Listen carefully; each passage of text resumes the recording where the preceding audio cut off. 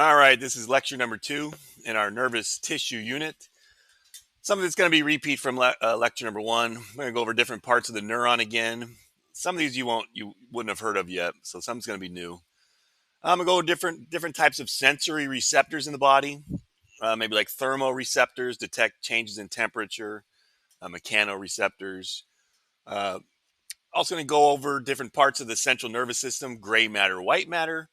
All right, so we're going to go over a couple different things today. All right, so here's some different structures within neurons. And a lot of these you've already heard. The cell body contains the nucleus. Remember, that's also called the soma. So soma means the same thing as the cell body. Metabolic regions, basically the control center of the neuron. This one you might not have heard, Nissl bodies. And then it says it's the rough endoplasmic reticulum in neurons. But if you don't know what the rough ER is, rough ER contains ribosomes. And ribosomes are the place where proteins are made. So it's the site of protein synthesis. So the Nissl bodies, that's where the proteins that the neuron needs are going to be produced. Neurofibrils, those are protein filaments or protein strands that kind of act like as the skeleton of the neuron, helps maintain its shape.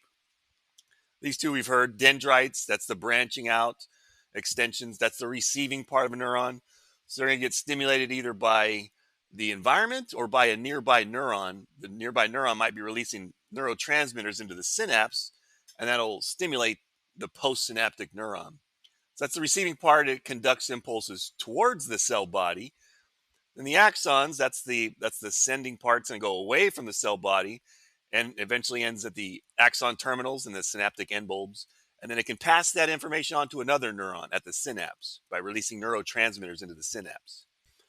All right, so a couple more areas inside the neuron. Axon terminals. So the axon's the long tube that extends from the cell body, the soma. Well, eventually that axon branches off. And once it branches off, now those are now axon terminals.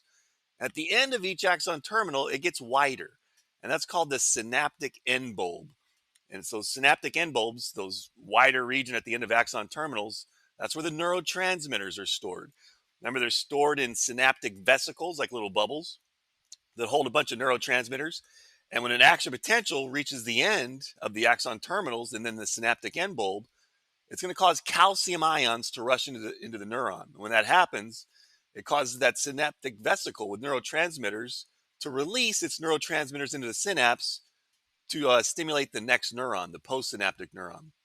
Remember the axon hillock? It's like a cone-like or cone-shaped region of the cell body where it's starting to get thinner to become the axon.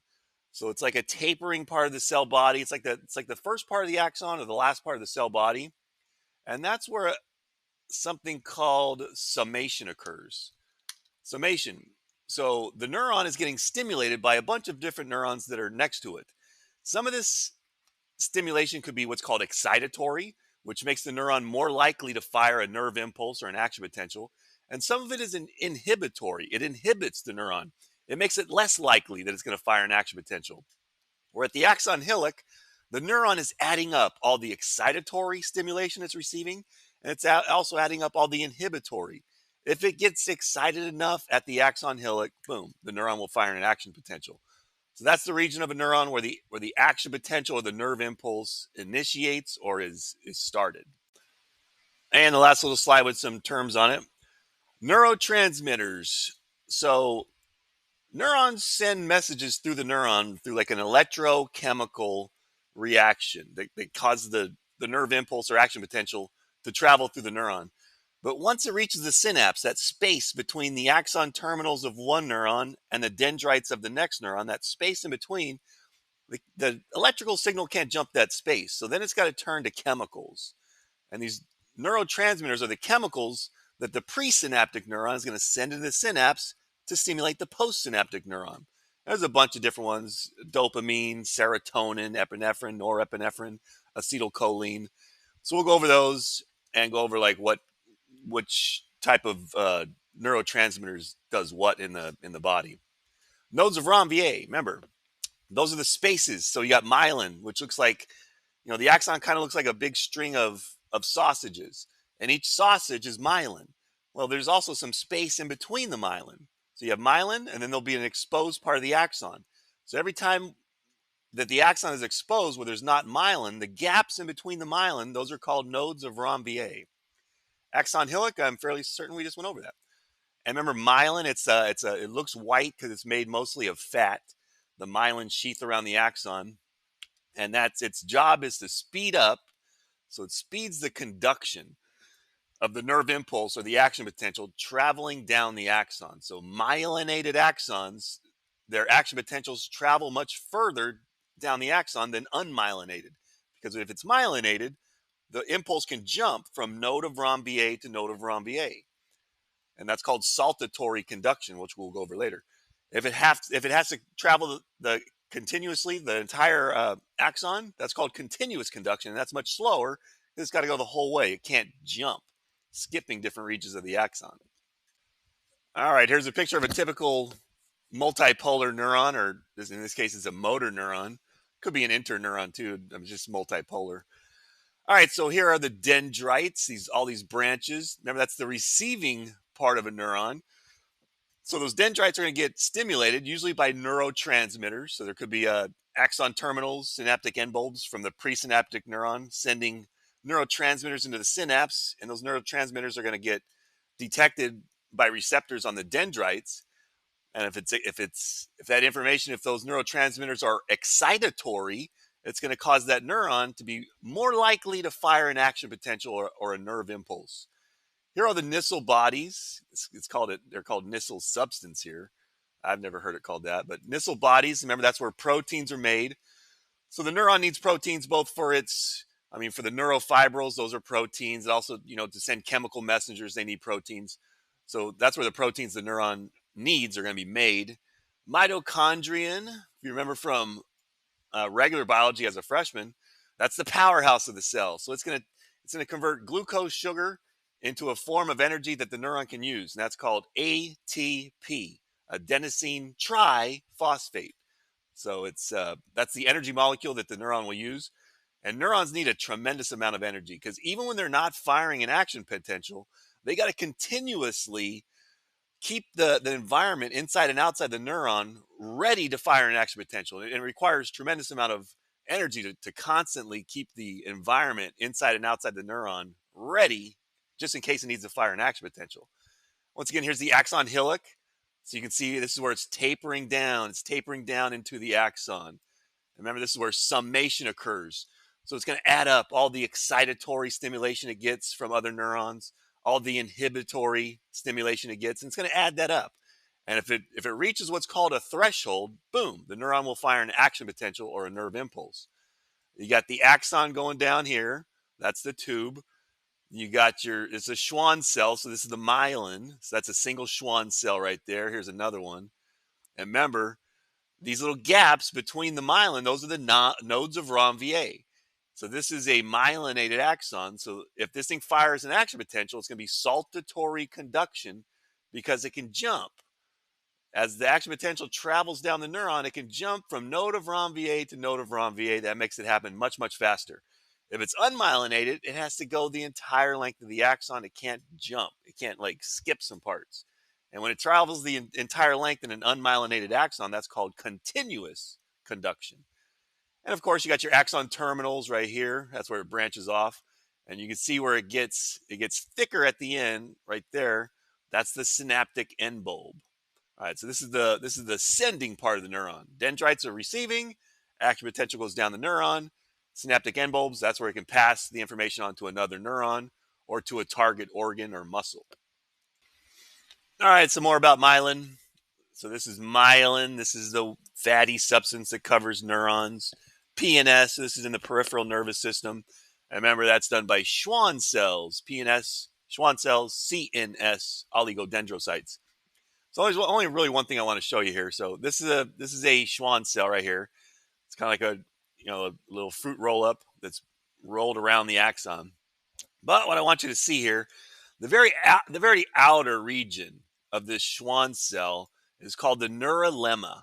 Neurilemma. It's kind of like the plasma membrane or the cell membrane for this Schwann cell. And so the myelin is located beneath the neurolemma. So that's where the cytoplasm of the cell is, and that's also where the nucleus is going to be found in the neurolemma. But let's see, what you really want to know here is that if the neuron gets damaged, so let's say the axon gets severed. Once you do that, it's like cutting a telephone wire. You can't send can't make telephone calls on that wire anymore because it's been cut. But if the neurolemma is intact, it can repair the neuron. It can repair the neuron's axon, so then that neuron can function again. So as long as the neurolemma in the Schwann cell remains intact, it can repair that axon. Now that's a difference. CNS, central nervous system, the oligodendrocytes, they don't have a neurolemma surrounding the axon.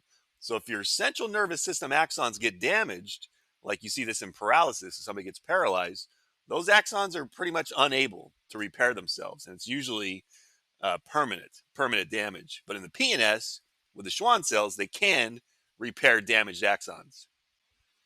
All right, so here is the Schwann cells helper, the oligodendrocytes.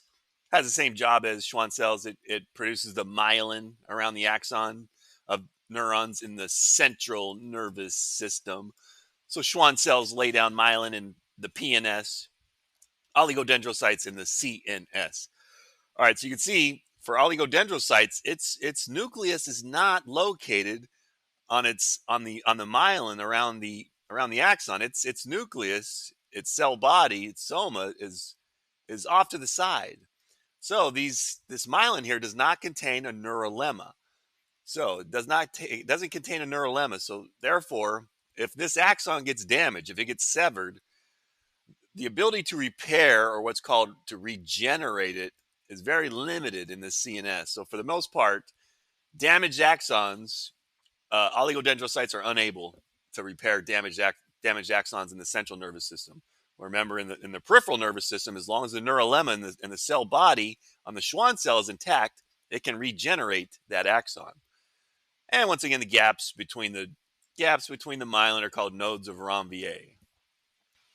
And here's a specific disease of the neurons in the central nervous system of some people. It's called multiple sclerosis. It's progressive, so that means as time goes by, the symptoms tend to get worse. It's an autoimmune disease, so it's your immune system fighting itself, or fighting your own body, and specifically, it's fighting your neurons. So you can see here, this is a healthy neuron with a myelin around it, and this is one where the immune system has attacked the myelin surrounding this axon. So without the myelin around the axon, it's going to disrupt how nerve impulses are sent throughout the body. So the impulses are not going to travel along the proper path with the proper speed. So it disrupts your body's ability to communicate, with each other. So it definitely can affect your vision, the optic nerve, speech, loss of muscle control, and you can also feel a tingling sensation. Now, I'm not a doctor, so I didn't know any of this stuff, but it's usually onset or starts in your 20s through your 40s. Women are two to three times more likely to get it. It's also genetic, so if a relative has or had it, then there's a better chance that you would get it. Caucasians are higher at risk, and especially if you're obese or low in vitamin D. All right, so that's multiple sclerosis. Currently, some medications can help, but there's no cure. All right, here's some general terms when talking about the nervous system. First one is a nuclei. So we're not talking about the nucleus within the cell body or soma of a neuron. Nuclei, when in this case, we're talking about a cluster of neuronal cell bodies inside the central nervous system.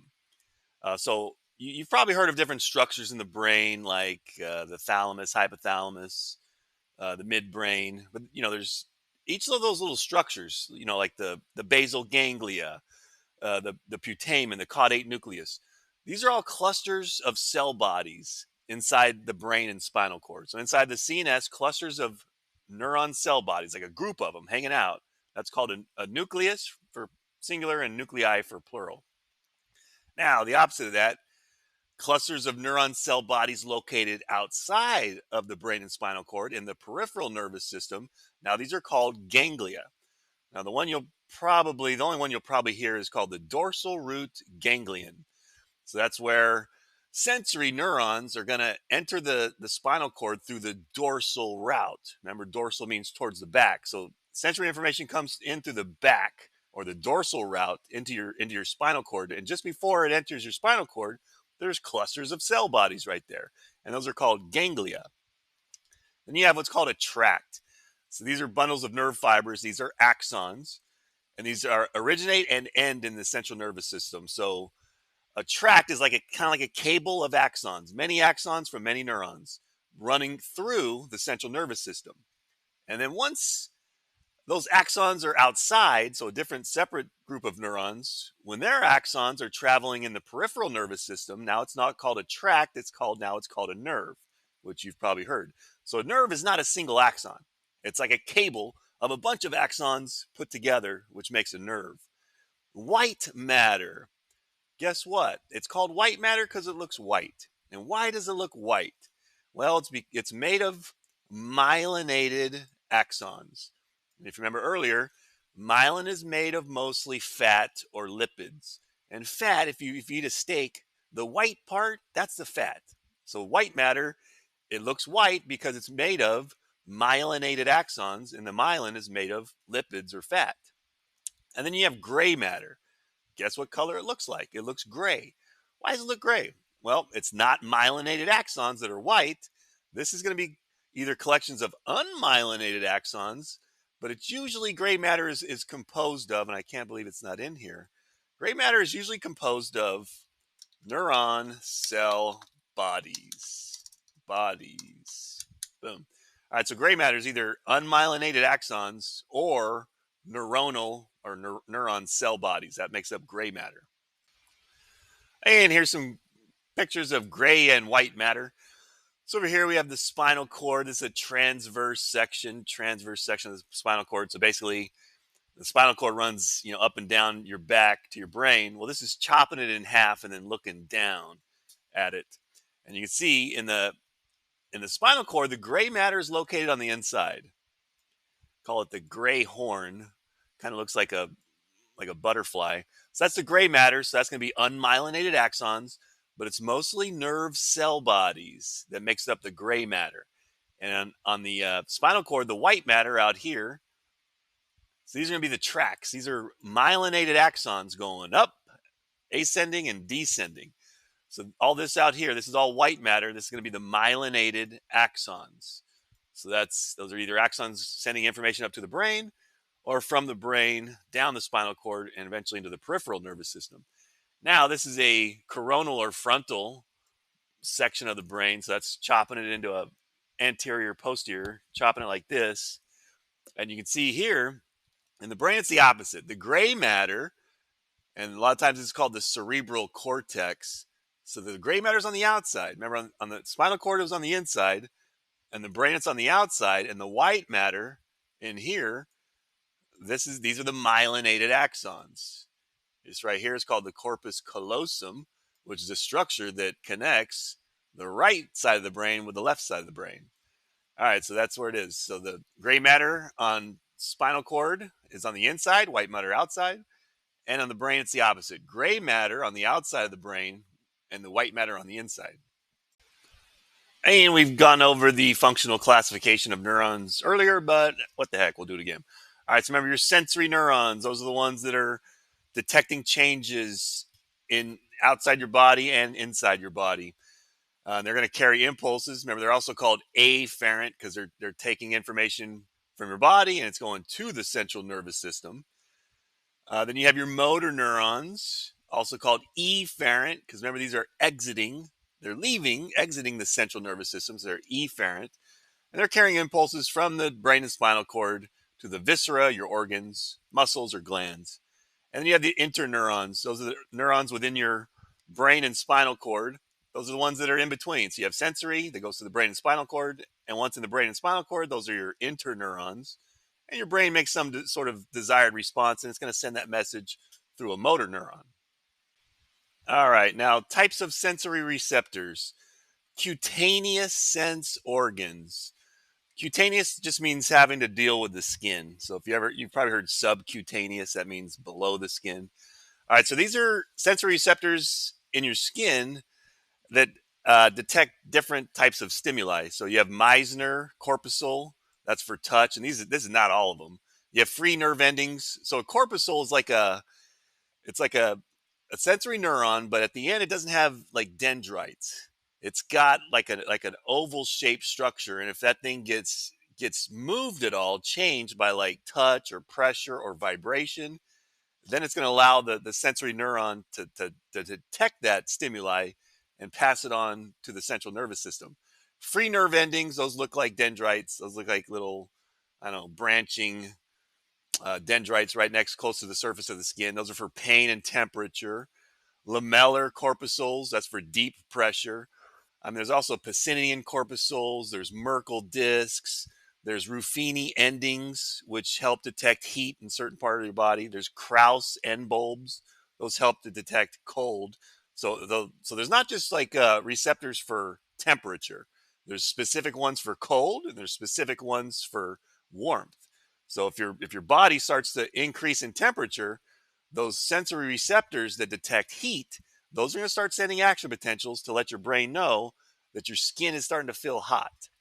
And now, on the opposite of that, if it starts getting cold, it starts going below 98 degrees. Now the heat sensors are going to stop sending action potentials, and now the cold sensory receptors are going to start sending action potentials to allow your brain know that you're feeling cold. Proprioceptors, it's basically like, hey, where's my body at? I got my eyes closed, but I know my hand's right here because proprioceptors in my arms are telling my brain where my body is at in space. Also, receptors for muscle tone and also in your tendons. So, for movement and posture, these are very important. You got what's called the Golgi tendon organ. So it's like it's where your tendons and your muscles, your tendons connect muscles to bone, and what the Golgi tendon organ does, it's detecting the amount of pressure or stretch on your muscle when you're doing some sort of exercise. And if the Golgi tendon organ detects that the level of stress on that tendon is too much, it's going to cause your muscle to quit contracting. So that's basically prevent you from injury. So sometimes you'll see this with weightlifters. They're lifting so much weight that like the muscle will actually rip off from the bone. Their tendon gets ripped off from the bone. Well, that's their Golgi tendon organ failing them because that organ is supposed to get them to stop contracting. It's supposed to get the muscle to stop contracting and thus prevent your tendon from ripping off the bone. Special sense receptors, obviously hearing, taste, vision, smell, equilibrium in your ear. Visceral receptors, whenever you hear viscera or visceral, that's always your organs. So these are receptors that are tracking your organs for stretch, chemicals, baroreceptors for blood pressure, uh, osmoreceptors for salinity, thermoreceptors for temperature, nociceptors for pain, and also stretch receptors. All right, the last slide of this lecture. It looks like it looks like it's going to be about 25, 26 minutes long. That's kind of long, but in college, you know what they call that?